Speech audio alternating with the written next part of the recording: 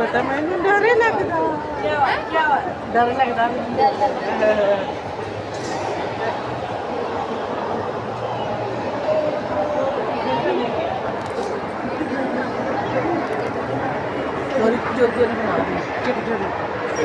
ਓਏ ਇਹਨਾਂ ਨੂੰ ਦੇਖ ਕਿਛਦਾਣੀਆਂ ਨੂੰ।